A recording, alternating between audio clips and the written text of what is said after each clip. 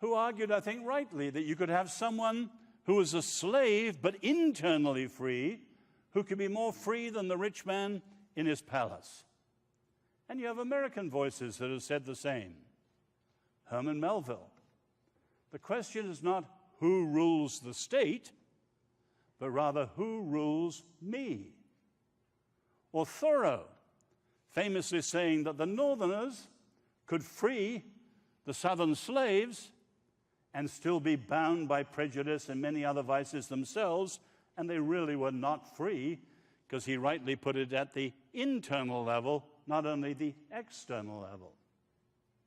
The third great question is freedom negative or positive? That idea goes back strongly to the great Jewish philosopher Isaiah Berlin, whom I remember talking to at Oxford well. Negative freedom is freedom from. Freedom from everything that constrains you, whether it's colonialism, or whether it's alcoholic addiction, or whether it's bullying. Freedom starts with a negative freedom, freedom from.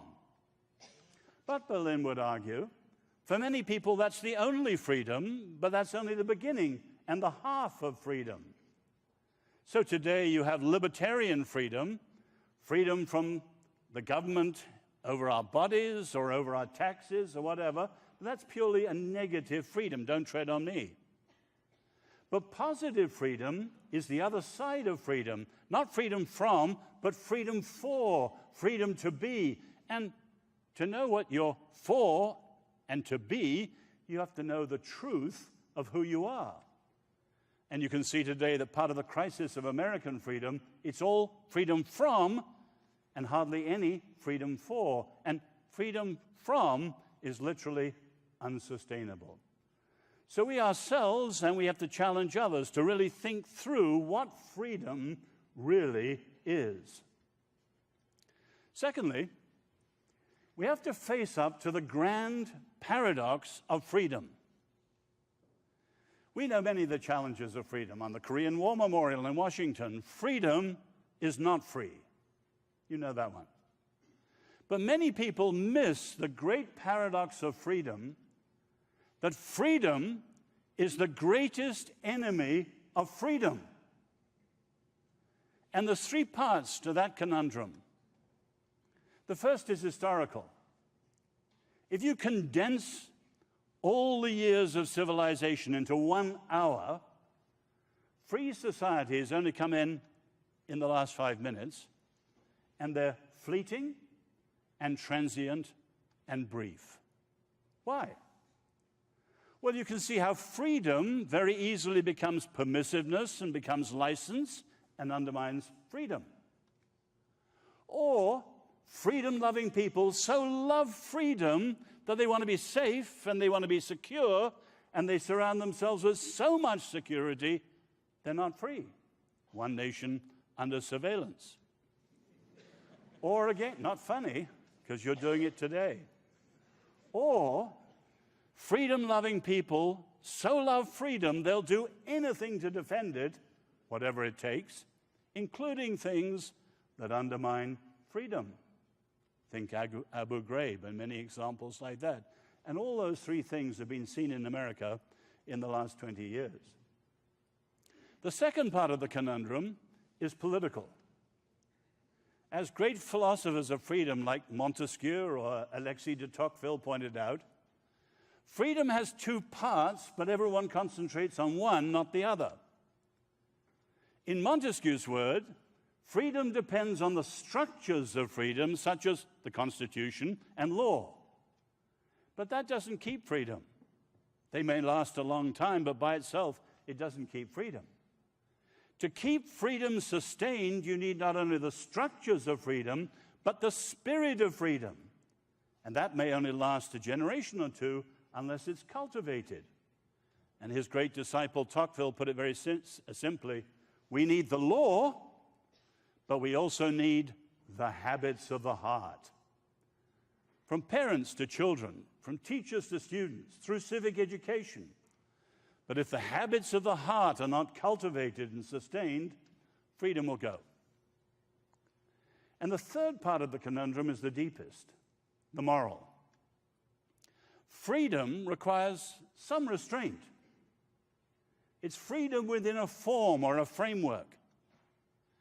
But the only form, framework, or restraint that's appropriate to freedom is self-restraint.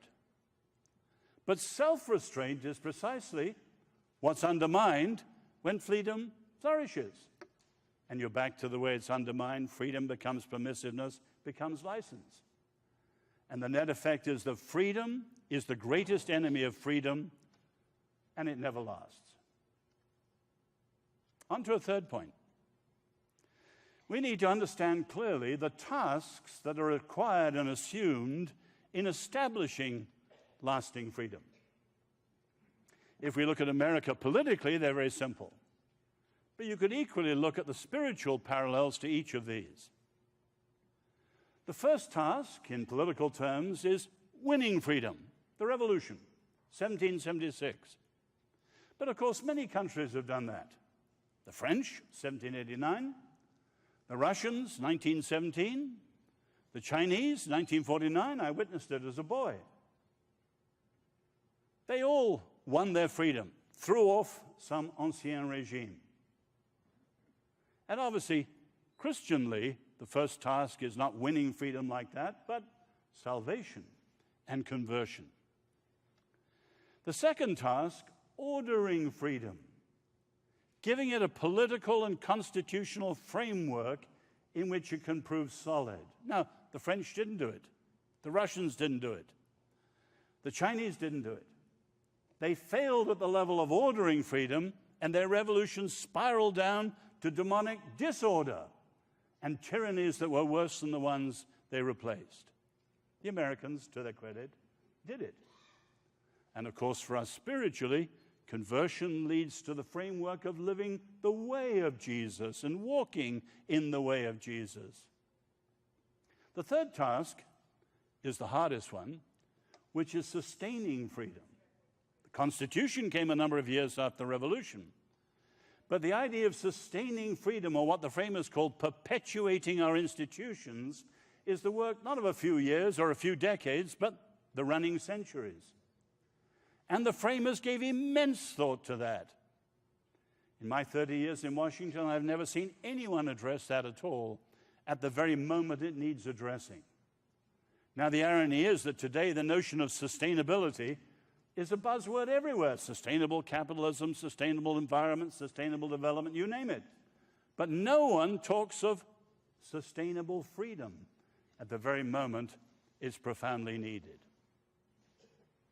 Now, if freedom does undermine itself in that way, we need to assess the different ways people have tried to overcome it and provide antidotes to the decline of freedom so that they can really trust in some sustainable freedom.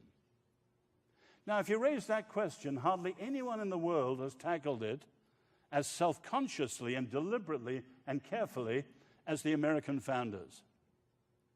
They didn't give a name to what they were about. Tocqueville calls it the cultivation of the habits of the heart. My own term for it is the golden triangle of freedom. Because although the framers differed in terms of their faith or their views of religion and public life and many things, on this issue they were almost all unanimous. And just as a triangle has three legs, you can see three things that recur again and again and again in their speeches and in their books. The first leg of the triangle, freedom, requires virtue. Virtue is a dirty word today, a kind of goody-goody notion, or people viewing it as imposed on other people. But for them, of course, it was rooted in the understanding of courage, but it included all sorts of things, honesty, loyalty, many other things, but all of this expressed in character. And you can see how far we've come from that. Take the infamous letter of the scholars to the New York Times when President Clinton was impeached. And they argued simply, today you don't need a president with character. What matters is competence. The second leg of the triangle, freedom requires virtue. Virtue requires faith of some sort. There were no established religion, but it was clearly understood that atheism, as they saw it, couldn't supply the grounds of virtue. Where did you have the inspiration to be virtuous? Where did you have the content that told you what virtue was? And where did you have sanctions for people who weren't virtuous? As they rightly understood, it was primarily rooted in faith. And of course, for most of them, that was the Christian faith. Not established, but just the faith voluntarily of the great majority of the citizens. The third leg of the triangle, freedom requires virtue, virtue requires faith of some sort, and faith of any sort requires freedom. And the most daring part of the First Amendment is that break with 1,500 years of the European practices, making religion voluntary and disestablishing any formal, official, established religion. The Golden Triangle. In my reading and experience, I don't know any other nation that has tried so brilliantly to do it.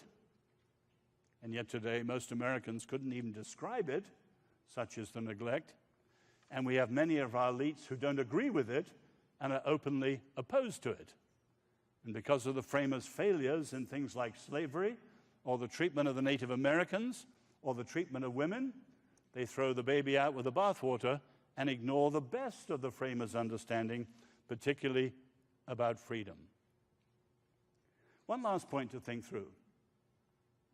We need to challenge people to really think through which faith it is that grounds and guards freedom for individuals and freedom publicly and politically too. I've been arguing at the Summer Institute this week that on many of the grand issues we have, we can run them through the framework of the major families of faiths. Faiths which are families because they share a common family resemblance, as the philosophers put it. In other words, they come from the same sense of the ultimate source of reality. And seen that way, the big three are these: the Eastern family, Hinduism, Buddhism, the New Age movement, all of which go back to an impersonal ground of being. Or the secularist family of faiths, atheists, agnostics, naturalists, materialists. Differences between them, but all of them going back to an ultimate sense of chance, or what Bertrand Russell called a chance collocation of atoms. And the third family, certainly in the West, we can leave out Islam for the Western purposes, the Jewish and Christian faiths, the biblical faiths, which go back to a personal, infinite God. And everything flows from that. And just as you can run by suffering or human dignity, so you can run by freedom. Take, say, the East. Hinduism and Buddhism both prize freedom. But what does it mean?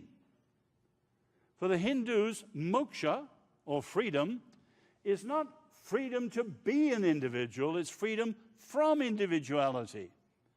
Because thinking of ourselves individually shows that we're caught in this world of maya or illusion, and the goal is to escape that and achieve union with the ground of being, so that just as salt merges in water and the river runs into the sea, so the individual caught in that world of illusion can go back to the ground of being, losing individuality.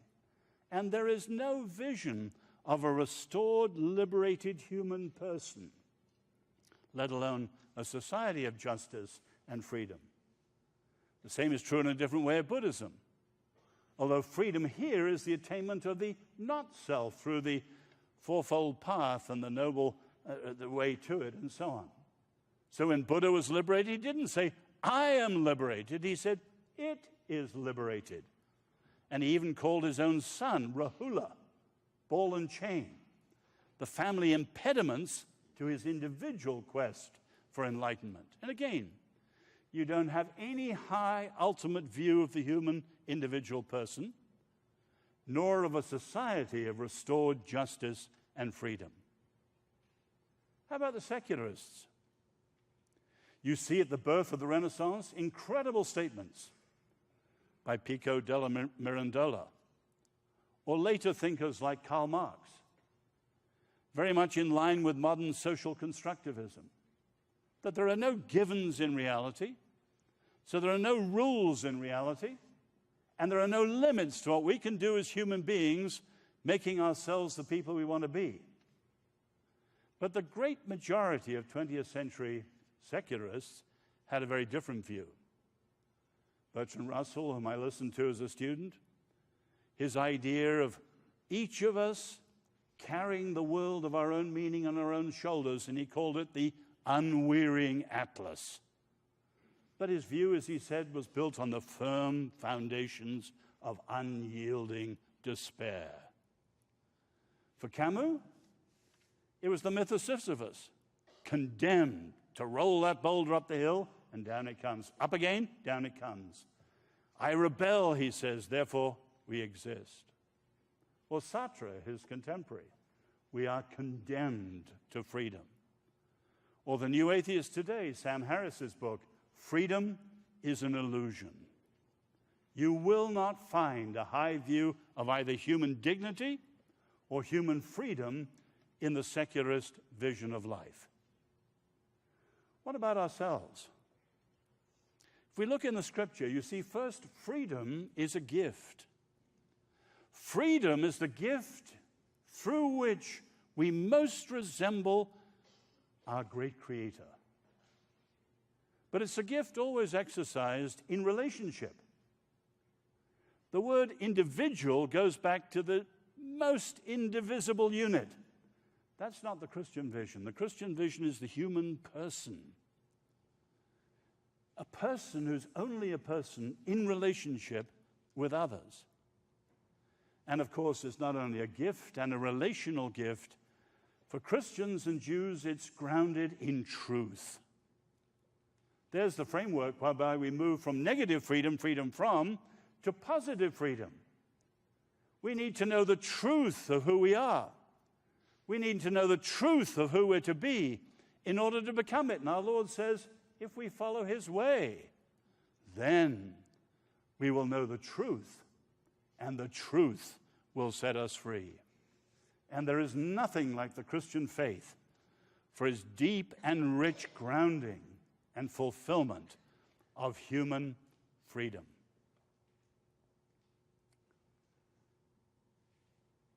Have you ever been in Rome and looked out from the Palatine Hill?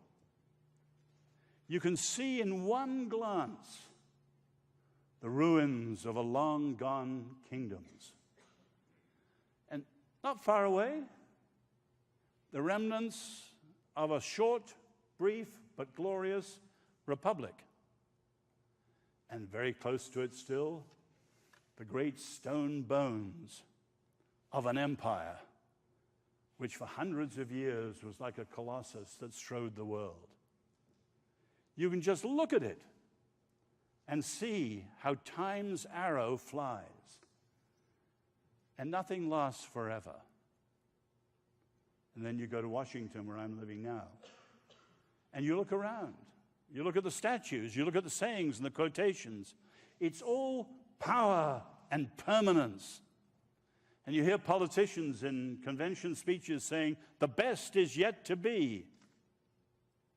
The present crisis of freedom in America goes to the core of this country. Augustine says, you understand a nation by what it loves supremely. And there's no question that freedom is America's great love. And if it's so, at the moment you are squandering your heritage. And we as followers of Jesus need to go out today because we care for freedom, we care for justice, and we care for human dignity, and make powerful arguments to our contemporaries, which eventually will come back to our Lord. You will know the truth, and the truth will set you free. As you may know, that is the most common university motto in the world.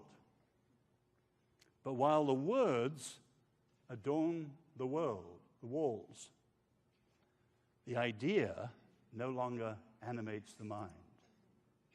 And this is the crisis of our time.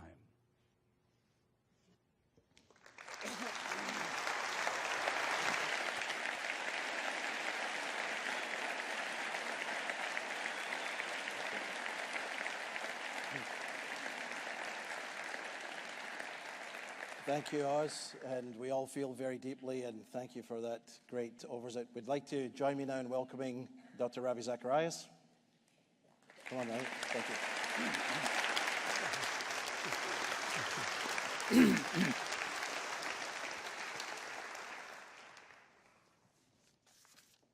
You know, asked to be teaming up with Oz Guinness. It's like asking me if I'd like to play doubles with Roger Federer as my partner. And the wonderful thing about having Roger Federer as your partner is if you win, you can always say, we won. And if you lose, you can say Roger was not having a very good day that day. I was having lunch with Oz yesterday, and after I got into my car, I had to chuckle that we both have a lot of snow on the roof. And with the global warming that's going on, even that is diminishing right now. But that's where our resemblance ends. And I feel sort of inversely capable of dealing with this subject. In fact, when I was told what the subject matter was and to team up with Oz, I said, you know, Oz can do this all by himself or get somebody else. But strangely, they did not give me the freedom to say no. So here I am, and I have to deal with this right now. I'm just warming up my vocal cords here because I've been traveling so much, and about a few weeks ago, I completely lost my voice, totally. Could not whisper, could not even clear my throat. It's barely coming back now, and I hope within a few weeks it will be back to normal. But just to speak for a few moments at least gets it lubricated or warmed up a bit, so thank you for allowing me that privilege. In talking about this whole subject matter of freedom, I will approach it sort of linking it to what Oz has already said. The irony of the fact that so many universities have this as their motto, that if the truth shall set you free, you shall be free indeed. I know University of Texas is one of them. I think Johns Hopkins is another. I remember being at one of those universities and asking students if they knew what preceded that statement. And I didn't get a single person who answered that. Some even didn't know it had come from the scriptures. What it really says is, if you abide in my word, you are my disciples, then you shall know the truth, and the truth shall set you free. So it was really not truth hanging with its feet planted firmly in midair. It was the truth that had already been revealed propositionally, and on that basis, the incarnation and so on, as Pilate stood in front of Jesus and said, what is truth? And never waited for the answer. I want to give you a picture in the beginning here as I go to what I really want to address, and it is this. If you look at a nation like ours, every now and then you will hear some politician utter this statement: we are a nation of laws. It's true, but almost every nation would say that. The question is, whose laws and what laws are we really talking about? But if you were to talk to an average person, the idea that we are a nation of laws and due process and all is enshrined in our rights. The fact is, we look at the laws as the roots in the structure. The trunk of the tree then becomes the political structure with which we function. The laws provide the political structure, and then the branches become the outworking within culture of how those laws are being implemented and either giving us liberty or constraints. So the roots are the laws, the trunk is the political system, and the branches become the culture and our expression. But I have a question on that every time I think about it, and that is this. What holds the roots together? What is it that keeps the roots intact? And the fascinating thing is that nobody really thinks of an answer to that question. The roots can only be held if something solid is gripping those roots. And I believe it was Chesterton who said, nothing good comes out of mere or pure reason, nor out of pure art. There has to be a moral sense that underlies both art and reasoning. And in the last few days, Maybe if I give you the exact words and the way he said it, you'll see how beautifully he says it. Nothing sublimely artistic has ever arisen out of mere art, any more than anything essentially reasonable has ever arisen out of pure reason. There must always be a rich moral soil for any great aesthetic growth. That rich moral soil that holds the laws together, that then grows into the trunk and the political structure and outwardly into the outworkings within our framework. That's what I want to talk about a little tonight. What is that moral soil? How do we find it? In the last few days and actually weeks, I've been reading a couple of books. One is Gertrude Himmelfarb's book, which is called Roads to Modernity. That was written somewhere around 2004, the great historian who's written so much on this subject. But then if you go back about 40 years, Russell Kirk penned that massive volume called Roots of American Order. Ironically, 40 years apart, they are both really saying the same thing, but coming at it from different angles. What Gertrude Himmelfarb actually does is go back to the framers, the writers, and the critics of the early days and points out something very critical in the three different enlightenments: the French Enlightenment, the English Enlightenment, and the American Enlightenment. The French, unfortunately, sort of the term enlightenment always seems to be just coupled with their thinkers. But the fact of the matter is there was an enlightenment in England, there was an enlightenment in the United States, and she goes to great trouble to point out what the difference really is.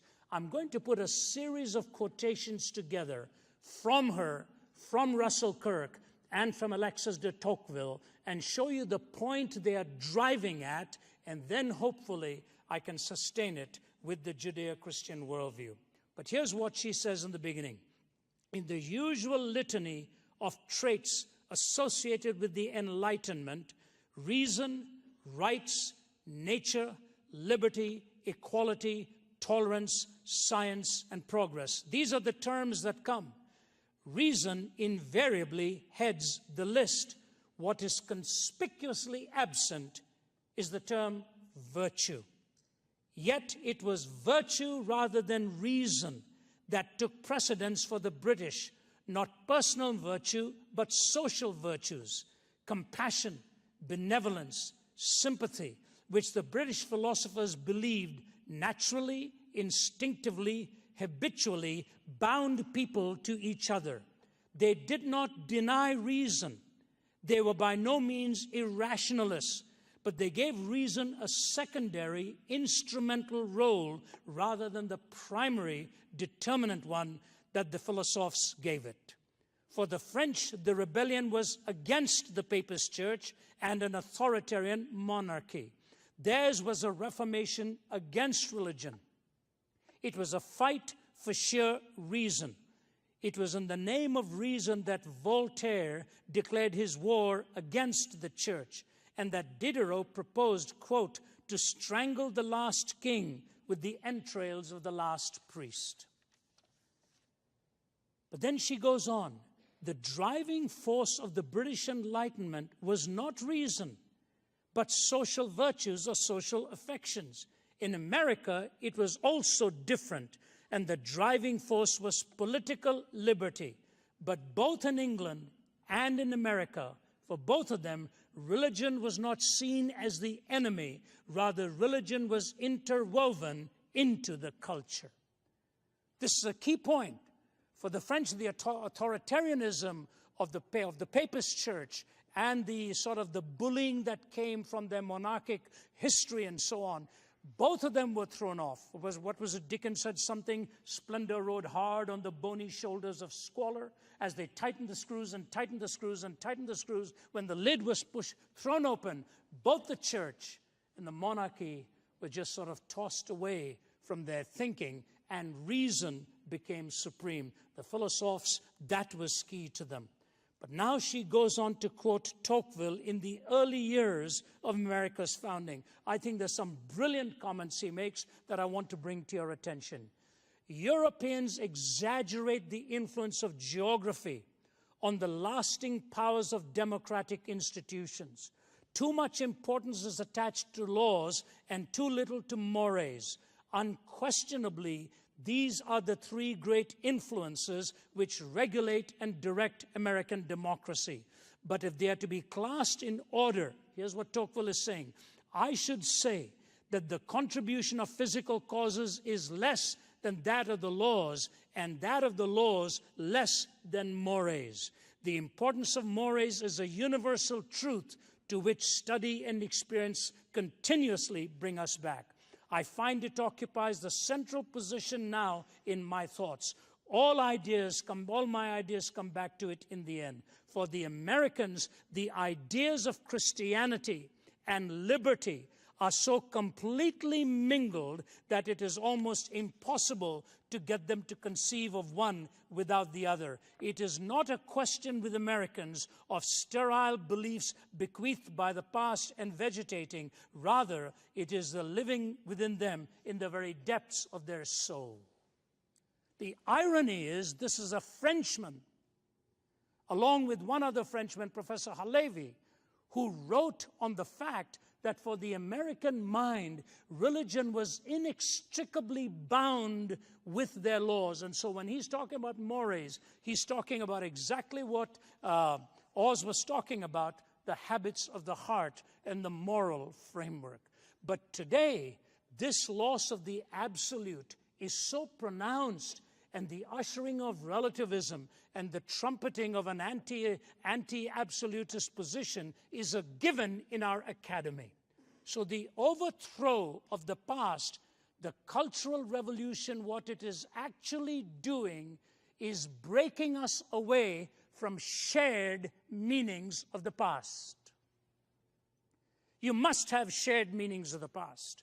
And the shared meanings of the past involved, as Tocqueville has reminded us, in this conjoining of freedom with religion. Listen to what he says further. Freedom sees in religion the companion of its struggles and its triumphs, the cradle of its infancy, the divine source of its rights.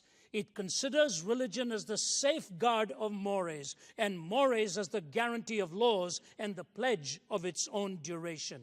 At the same time that the law permits the American people to do everything, religion prevents them from conceiving everything and forbids them to dare everything.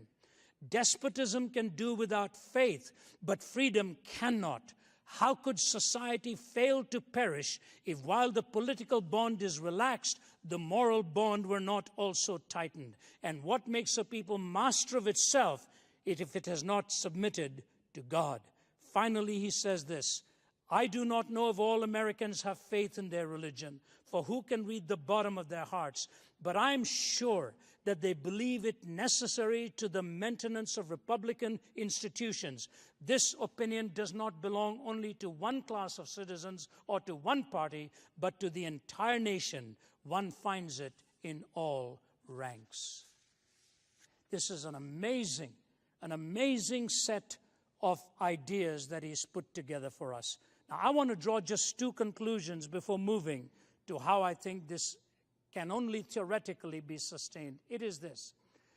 The two conclusions I draw is that if morality is at the heart of what you and I must believe, then truth and meaning become the result of that, and truth and meaning bring that into focus.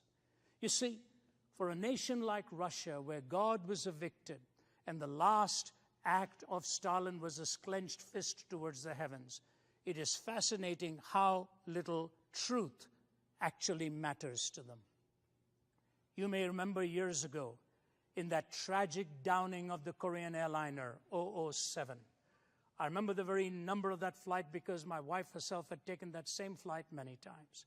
And as that plane had supposedly strayed into other space that it wasn't supposed to be at, the Russians sent in their fighters and blew it out of midair. And all the Korean families waiting for their loved ones to come were waiting at the airport, stunned and shocked to find out that a nation like Russia, rather than commandeering the plane and bringing it down if they had suspicion, just blew it out of midair.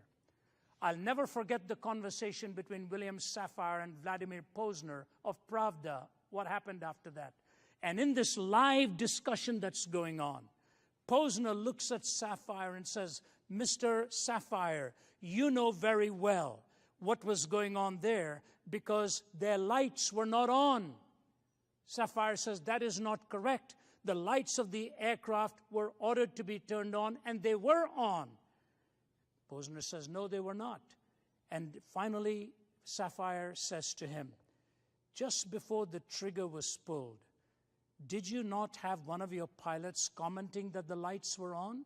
And he says, but he meant the other Russian pilot on the other side of the KAL flight. His lights were on. Safire says, Mr. Posner, may I read to you from the script? It said this, target's lights are on.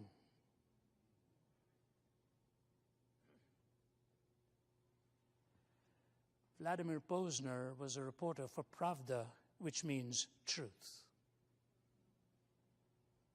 The two leading newspapers is Vestia, which means news, and Pravda, which means truth. Many Russian friends have said to me, there's no Izvestia in Pravda, and there's no Pravda in Izvestia. There's no news in the truth, and there's no truth in the news. 40 years ago, Russell Kirk, Roots of American Order, traces America's founding actually to 4 cities. He goes through them, Athens, Rome, Jerusalem, and London. He describes what exactly that meant, and he bemoaned the fact that Jerusalem's bequest was the moral law, moral reasoning, the very person of God. And he said, Rome still exists in America, Athens still exists, London still does, but Jerusalem is gradually being expelled, and the moral law is no longer there. And so I just say this to you in bringing this to a conclusion.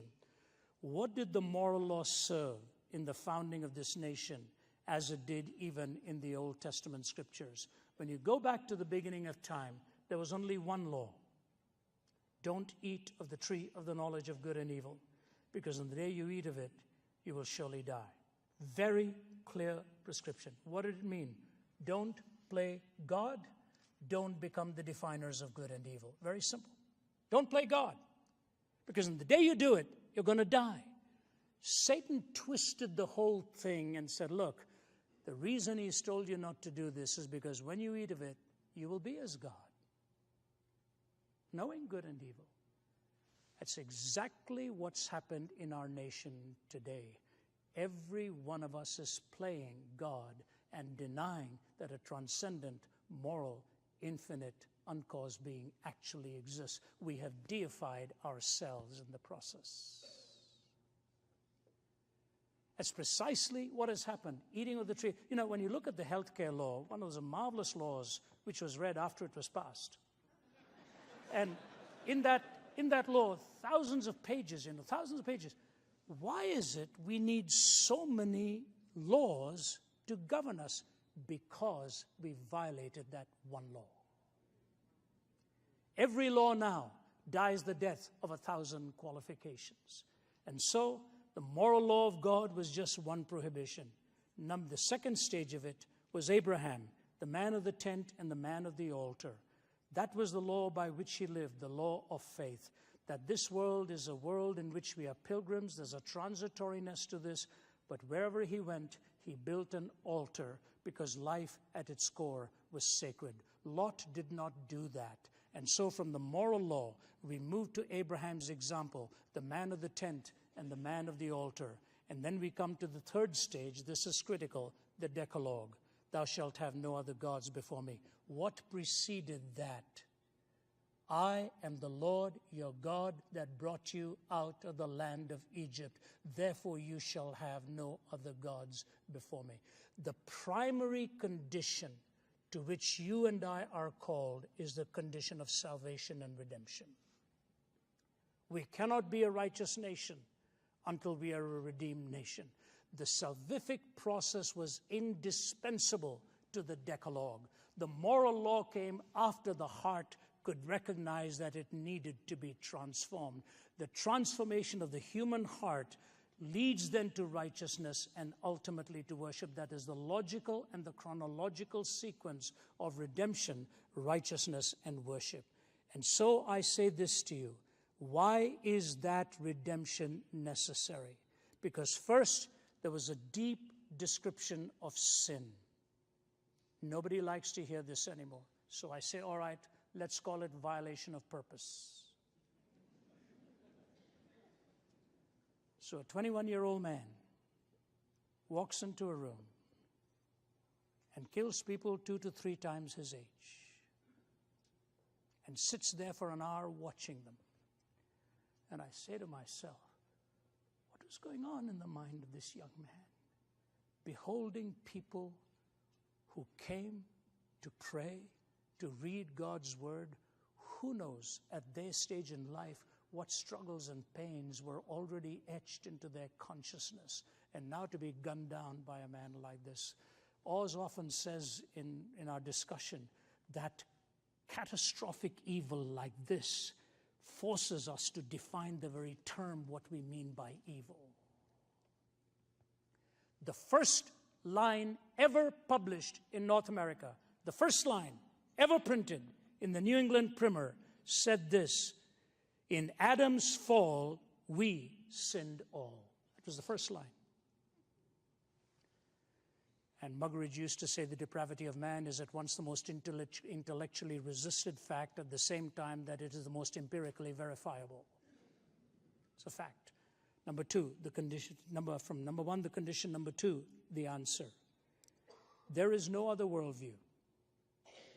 There is no other worldview that takes you to a hill called Calvary, and on the 2 pieces of timber where a Savior is dying for his creation, the Savior. And what is happening there is grace and truth are centerpiece as revealed to us, the grace of God in his forgiveness and the truth of God, that sin is a destructive thing and you and I desperately need a Savior. Ladies and gentlemen, here's what I want to say to you. Watch discourse today. And we face this. Some of the hostile letters we get and the angry letters. Sometimes I put them down on my desk and I say, who is this person? Why is there so much hate in this heart? Where is the grace? Where is the courtesy? Where is the kindness? Grace is gone. It is ironic that in the early 1800s, Alexander Dumas and Victor Hugo were penning 2 books. Dumas wrote the book on the Count of Monte Cristo and Victor Hugo on Les Miserables. And the entire narrative in Les Mis, and Hugo was unpopular for that book in the beginning because he had a bishop playing the part of extending grace to a criminal. The story of grace, the story of courtesy. Why can't we disagree today without being so disagreeable? Why do we have to mount such bitterness, such language that cuts people down? Why can't we sit down across tables and talk it? To me, the cross not only gives me the story of grace, but it asks me to extend grace even to people who disagree. And lastly is the centerpiece of all of this, life beyond the grave. You know, John Locke, with all of his skepticism, when Locke was penning down what are the 5 most guiding things in his life, he began with the need for being healthy. And he went on to talk of law and so on. But the final climactic thought in John Locke's writing was this: he believed in an afterlife. He said, otherwise this life doesn't make any sense for me.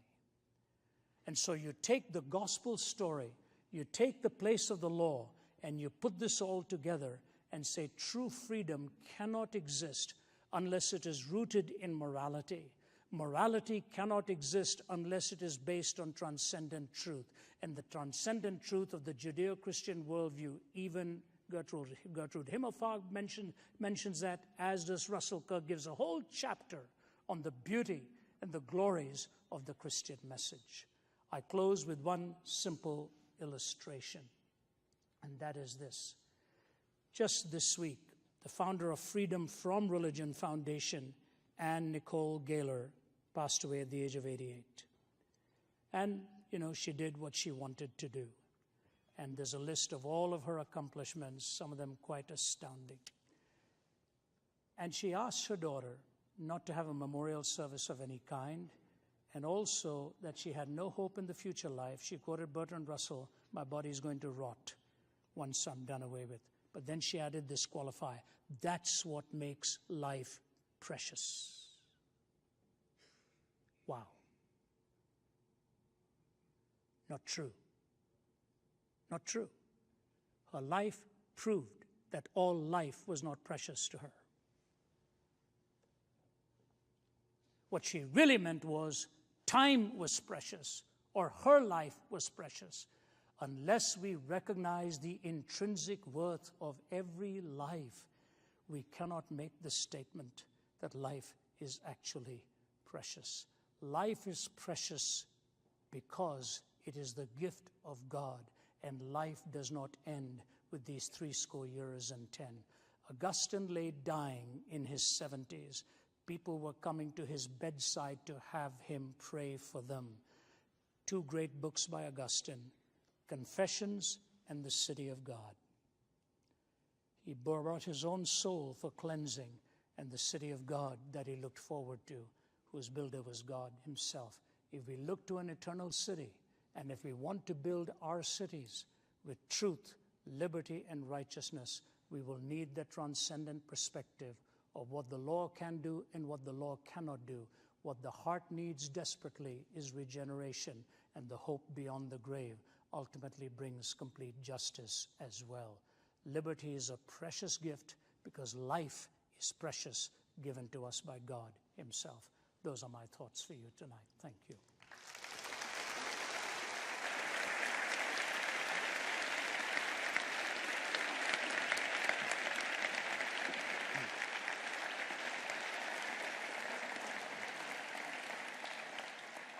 Thank you, Ravi, and thank you, Oz. And we're going to move now to a time of some Q&A. We'll take some questions. Just a word of apology in advance. We can obviously only get through a few, and we will try to do that. There will be a microphone in the center where you can come down and ask your question there.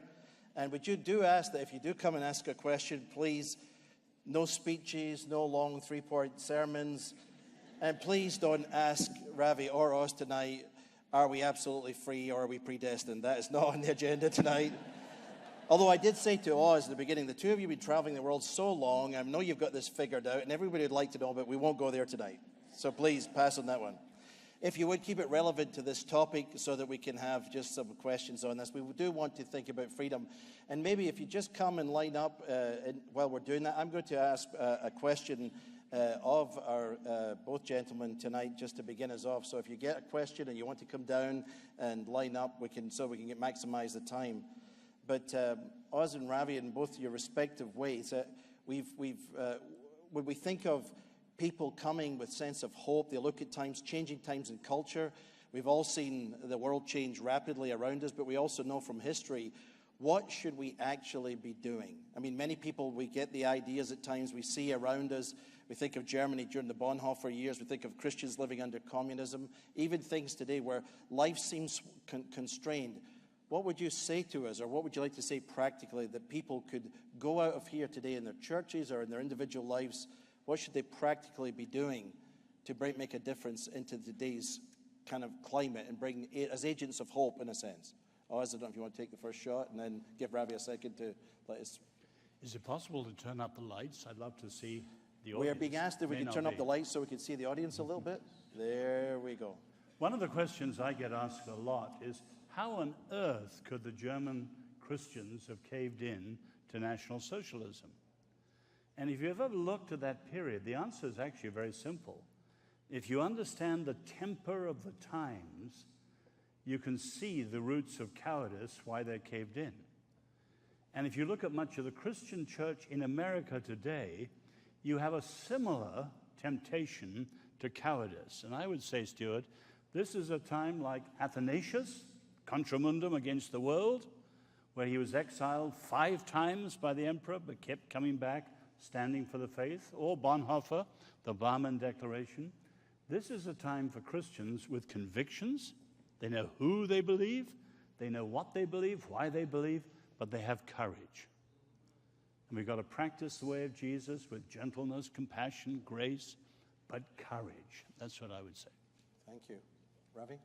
And I say this to you, Oz feels that very, very deeply. We've talked a lot about this, and he keeps coming back to this. This is the Bonhoeffer moment for the church. It's the moment where our sacred beliefs are being threatened in so many different ways. I think he's absolutely right. We have to have the courage and the courtesy to engage. I would say, just to push that a little further, in our families and in our homes, it is vitally important we engage our children on issues like this, because they just are at a loss. They don't know how to deal with this. And that's just not the young ones, even our children who are in universities. They just don't know how to engage the opposition or engage the intelligentsia of their time. What do we say? How do we respond?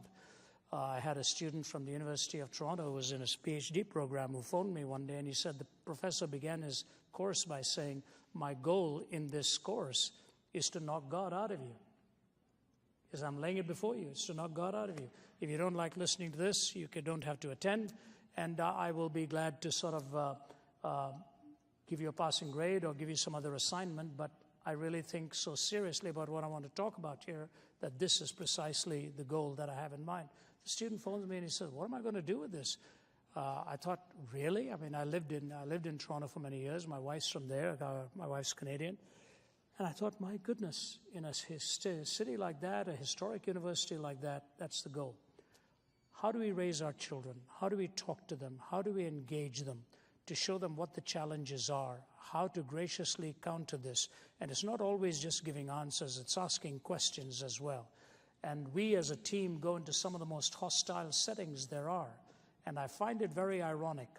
At the oldest Islamic university, I think, in Malaysia, where there were mullahs and all seated, it was a very, very fearsome environment in which for me to speak about the defense of the Christian faith.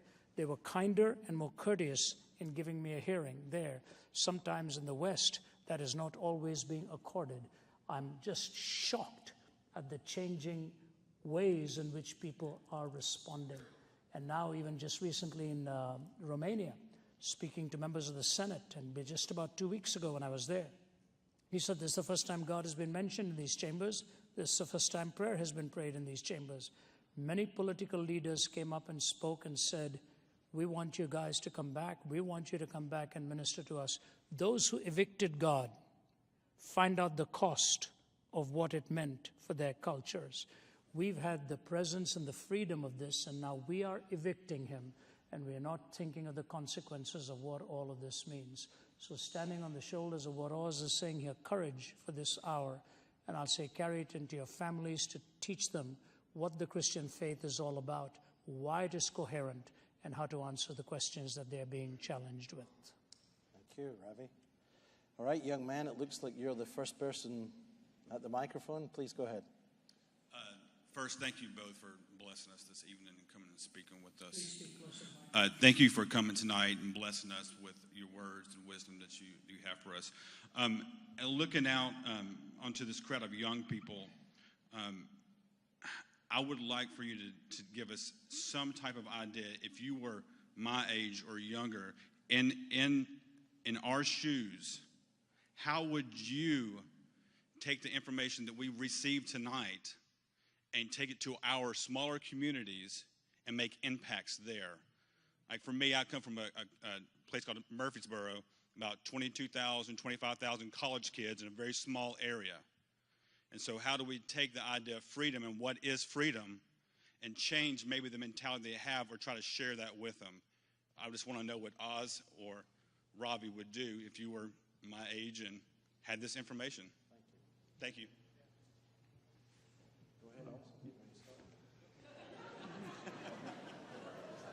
First, I would break with the notion of generationalism. It's one of the problems of the younger generation. It's a generational thing you wouldn't understand. You know.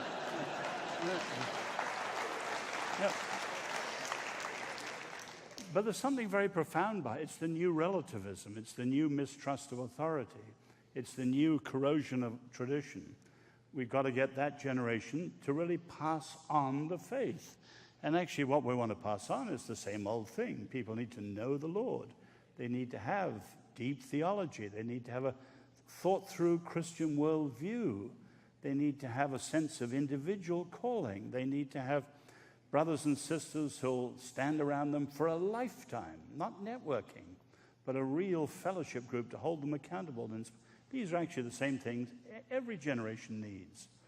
And then you have to identify the problems of this generation, the abandonment of evangelism for social justice, the rise of a cynicism rather than a confidence in the gospel. There are all sorts of obvious things. Analyze the generation, break with the worst of it, and teach again and pass on the simple things of the faith, like Paul did to Timothy, and so on. I don't think it's actually rocket science.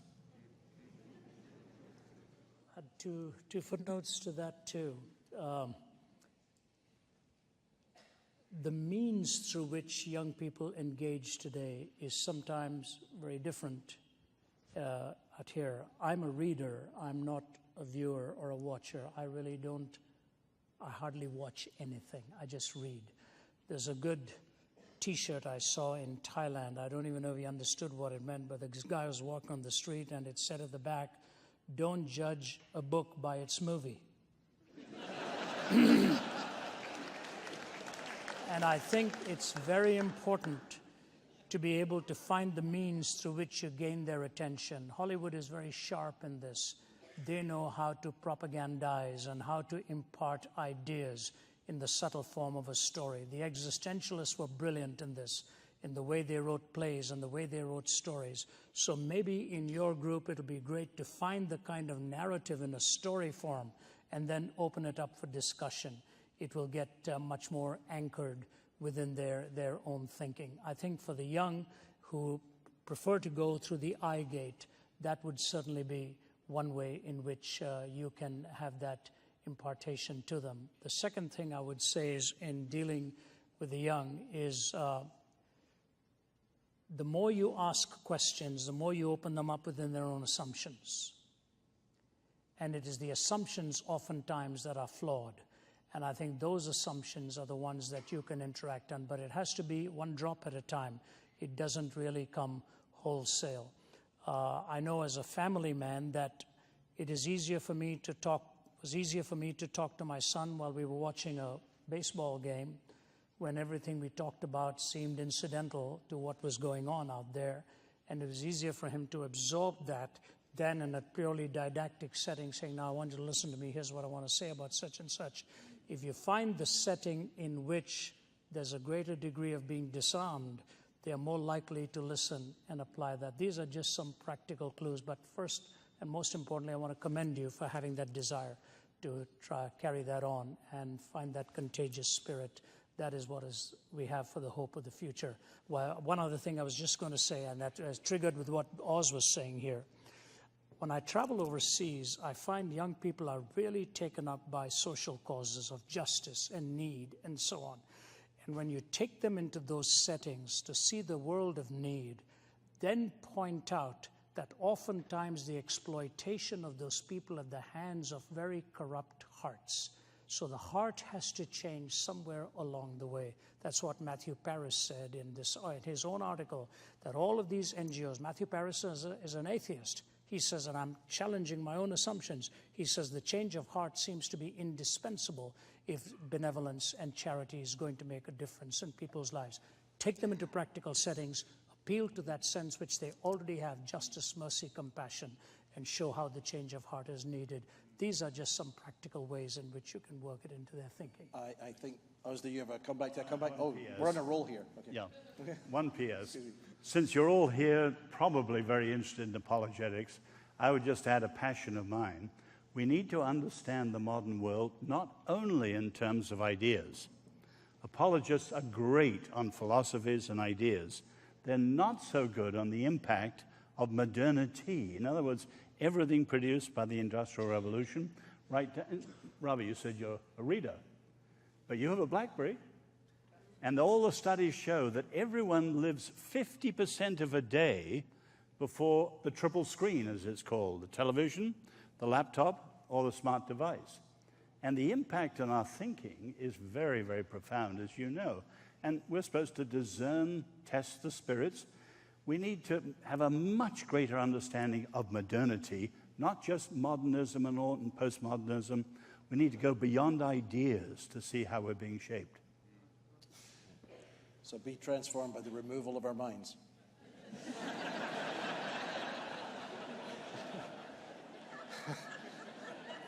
He's not sure on that one. That's okay. Go ahead, Yeoman. Gentlemen, as our culture feels the tension between desire for freedom and desire for security, how can we best articulate the need for freedom of conscience? That is currently the burning issue. If you just think in 20 years, the Religious Freedom Restoration Act in the early 90s passed with only 3 people in the Senate and the House, hundreds of people, only 3 dissenters, universal approval. Now, a total fracturing of the understanding of religious freedom and freedom of conscience. Why? Because of the LGBT revolution and the way they're playing what they call a zero-sum game, so that anything that contradicts their freedom should be overruled. The tragedy with that is these are former liberals who are now highly illiberal, because if one human right, the new fashionable one, overrides the accepted traditional understanding of a deep human right, conscience and religious freedom, what you're saying is that rights are only a matter of power. And you're in a kind of Nietzschean power game that is destructive of all human rights. And it's just another example how many of our secularist friends can no longer give a foundation for human dignity. And now increasingly they can't give a foundation for freedom. And many of their ways of stressing it are undermining freedom. So it's not a matter of defending ourselves. We want to defend a right that is precious for all human beings. And if you go back to the history of religious freedom, the first mention was by a Christian, Tertullian, who argues that worship of God must be uncoerced and free. And you can see that running down the centuries, sadly contradicted by the Catholic centuries. But when it was rediscovered in the 17th century, Roger Williams, the founder of Rhode Island and so on, that was the point of it. This is a precious human right. Of course, we may face persecution and death, like our brothers and sisters under the Islamic State. So freedom of conscience is not on the level of the gospel. We are faithful to the gospel, but it is a precious right that gives us and everyone a freedom, and it's in danger this very year. And anyone who followed the Indiana case knows the very troubling responses to this issue. So be active, be involved, be... Well, we've all got our limited areas, but wherever you are, understand the issue and be a persuader in public in the circles that you move. All right. And above all, when we come to the national level, pray. Amen. Young man, you're ready to go. This question may be a bit off topic, but I'm wondering something. As you know, religion is a really touchy subject this modern day. So if you have your modern day politician, a pastor's going to ask him, what would you say on the subject of a new church, say, downtown? And then he goes, build your church, I want your votes. He's thinking the I want your votes thing, but... And then an atheist starts glaring at him, and then he quickly adds, but don't overdo it. So how do you think they manage to balance out the beliefs of Christians and other people who believe in God and atheists? How do you think they manage to do it and still manage to get elected? Will you get the... I may have got it slightly wrong. Yeah.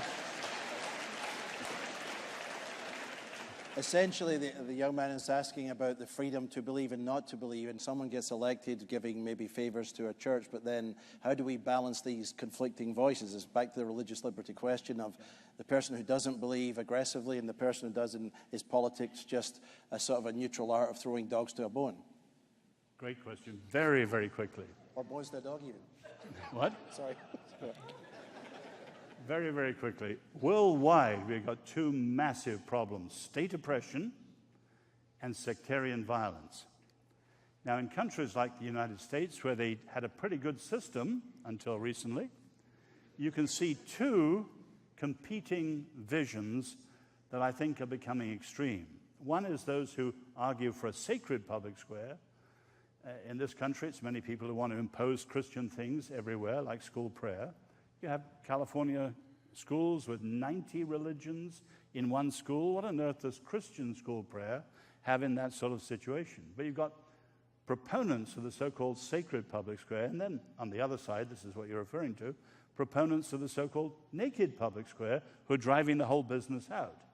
And what they're doing is closing the public square and undermining freedom yet again. And we should be fighters for people, in quotes, we should be proponents of a civil public square where everyone, based on freedom of conscience, has their religious freedom.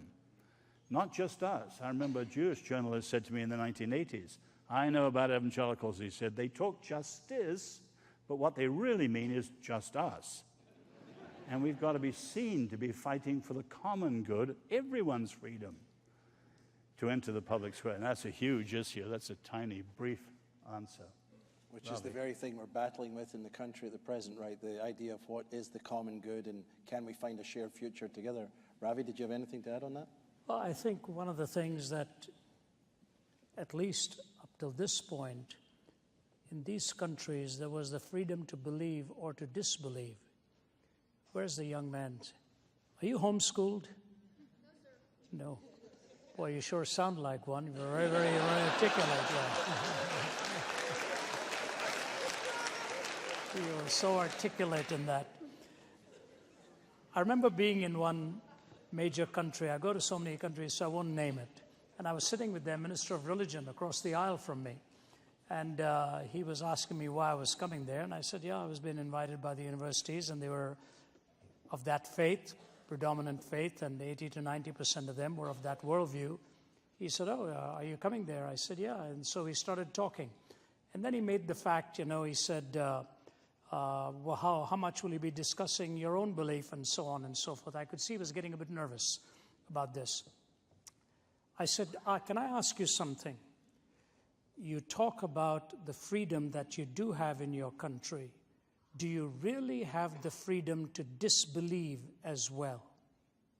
That sort of stumped him, pardon the cricketing term, but that's like being picked off on first base type thing. He didn't quite make it to the base. He was stumped for a moment. They really are not given the freedom to disbelieve. They are compelled. And so sometimes in some worldviews, for example, people will say Islam is the fastest growing religion in the world, and I've spoken in many of their countries. It's not true.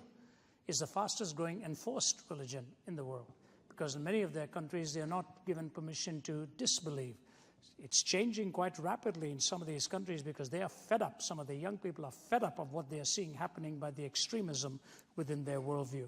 So I say we should be able to have a situation in which you're free to believe and or disbelieve, and in the dialogue establish which position is true and why. We were given this privilege for a long time, but now you're really anathematized if you believe. You're put into a margin. You're said, you're really not in the inner circle. Disbelief and unbelief is more popular now than for somebody to say, I have a genuine faith in God. It is interesting, even though Jefferson had so many conflicting views on this matter, when he was seen going to church with his prayer book in his hand, somebody looked at him and said, Mr. J, he said, you don't really believe all of this. Why are you going there? And he said, as the chief magistrate in this country, I have to set the example, because without a moral basis for our law, our country will not survive. That was answer. And George Washington's farewell speech, that religion was indispensable to morality. So we ought to be given the freedom to believe and those freedom to disbelieve. And in cordiality, we can have our differences. This country was unique in that it is gradually looking at an equation where those who believe are considered on the wrong end of the stick now. Thank you, Ravi. We've got time. Well, we're getting down to the wire, and we'll get one last question. We can maybe add that as a final word. I'll give you a closing word each. Please take this. This will have to be the last question, I'm afraid. Sorry, but go ahead, sir. Well, then it better be a good one, I guess. Well, that's all right. We have gold stars at the end Should of the night. we revoke Donald Trump's freedom to run for president? I'm just kidding. My question is, and this sort of ties with both Oz Guinness, your politics understanding with liberty, rights, and then Ravi, your understanding of philosophy. I was once taught that freedom is innate in human nature, but is this possible outside the realm of metaphysics in the image of God complex? Please say that last line again. Is it possible outside of the realm Is of it outside the possible of metaphysics in the image of God complex? Very quickly, no. That's why I was saying the worldviews at the end. Read Sam Harris, freedom is an illusion within its naturalistic framework. As I say, the Eastern understanding of freedom is very, very different. And the biblical idea is that made in the image of God, freedom is a gift. As I say, the Lord is the only purely free one. He does what he wills perfectly. We don't. When we do what we will, we're fallen, sometimes good, sometimes evil. But gift, as I said, is that gift of God through which we most resemble our Creator. That's why it's precious. So the answer is no. Ravi, did you want to add? Or okay. Well, ladies and gentlemen, before we wind up, I'd just like to say, gentlemen, would you like a closing statement? Yes, and I was going to give that to you, so please go ahead. I just had one thing to the previous question. Again, I'm involved in 2 projects now on religious freedom, freedom of conscience in Washington. There are lots of good things being suggested in the country. The missing factor every time is leadership. You've got political leaders, no statesmen. And we need to pray that God will raise up a leader. When my book on Free People's Suicide came out, I was invited to the Congress by a veteran who'd been there 30 years. He said, I really like your book, but the reason I'm not as hopeful as you are is there are no leaders, and having been here 30 years, all you have is partisan bickering. There is no leadership. There's no Lincoln. There's no FDR. There's no Winston Churchill. We should pray the Lord will raise up a leader. Amen.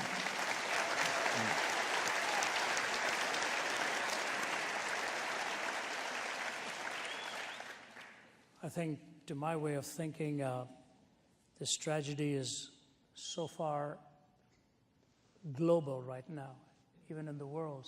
You know, Oz, you and I travel so much. And I remember being in Amman, Jordan, and I had just come from Damascus, Syria. Some of you may have heard me tell this story. My colleagues have. It was about 4 or 5 years ago. I was every time I arrived in Damascus, they would invite me to the chief of intelligence's office.